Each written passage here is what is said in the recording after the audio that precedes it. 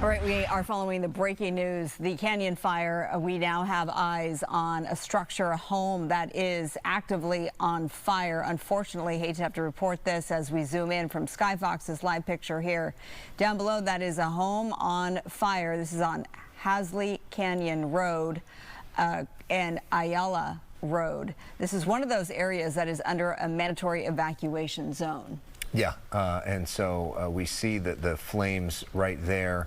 We believe this is a home or at least some sort of structure that is there. It's sad to see that. It is not. We don't know if these are part of a similar, like a compound, or these are two separate homes that we're looking at here, sort of out, not near a bunch of other homes.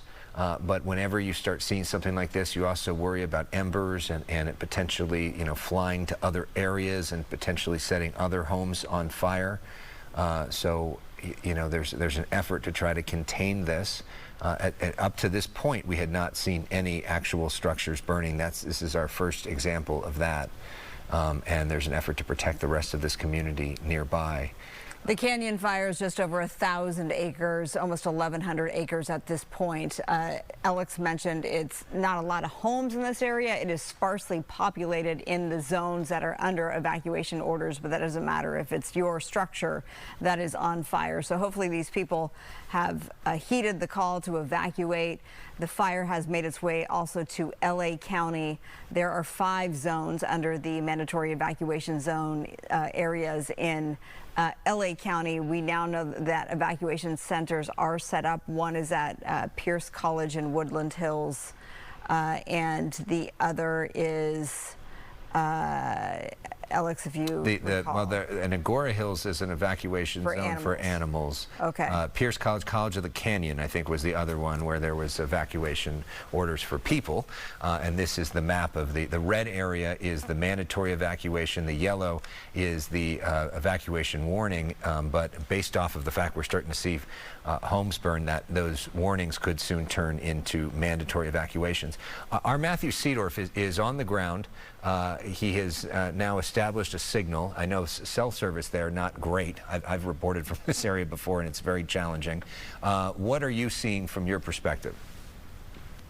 Yeah, we're up on a hill right now off of a Silver Strand ranch here in Valverde, right on the edge of the fire line. I know it's tough because of the smoke and the sun, but you can see the fire just right over the ridge over there as the winds are still continuing this afternoon and into this evening, and all that smoke blowing this direction. Residents here, a lot of them are evacuating, but there's some that are staying put. We're also seeing those drops come as the firefighters fight this from the sky. But Carlos, if you can step in here and join us. You live in this area. This is your property here, Silver Strand Ranch. You were actually working on a movie today when you saw the smoke initially start, and then what happened next? Correct. Well, about 1:30 is when we noticed the smoke, or smelled the smoke. Then we saw smoke, and then within an hour and a half, we have flames all over up here in the mountains. Apparently the fire started up in Piru someplace, and then within probably 2-3 hours after that, the whole ranch was full of fire department trucks and vehicles, and then the helicopter showed up after that, and they done a pretty good job. So you have flames on your property right now. We can see them. How are you doing? I'm doing good. Just tired, and dealing with all the smoke and fires. But the fire you see right there is probably within 300 feet from the house right now. But we do have a fire department truck staged here just in case things get out of hand. Yeah, I know you're probably a little feeling a little better now than you were an hour or two ago, but hearing that a neighbor over the hillside, there's a structure on fire. We're hearing. How do you feel about that? Oh, it's terrible. It's just nerve-wracking. I was scared. I didn't know what was going to happen, and then you're scared because you don't see anybody coming, and where are they coming? And then they showed up, and then wow, I was able to breathe and relax, and because I knew I was in good hands. We've seen horses and people on horses trying to get out of Dodge here.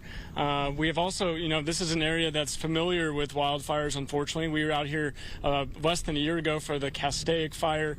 Right. Is this something that you guys are just unfortunately accustomed to at this point? Pretty much. Every year is always the threat of fires, and some years we escape from fires, and some days, some years we got to deal with it. And every time it happens, it's nerve-wracking. Yeah. My last question, just what's your plan tonight with these flames so close to your home and where you live? Well, I'm just going to have to wait for the fire department to make that call and let me know if I'll be able to spend the night or not. So I'm just going to wait for them. But right now, where I see small flames there, and I'll probably go down there and meet with them and see what they're planning to do. Well, stay safe. We're thinking about you and so many other people in this community. But conditions out here, Alex and Marla, it is dry, it is windy, and very smoky right now. A lot of people watching this very closely as we get into nightfall. I'll go ahead and send it back to you. Wow, we really feel for him. All right, Matthew, we appreciate your reporting on the ground. Stay safe. We'll check back with you soon. In the meantime, let's talk about those winds with Adam Kruger.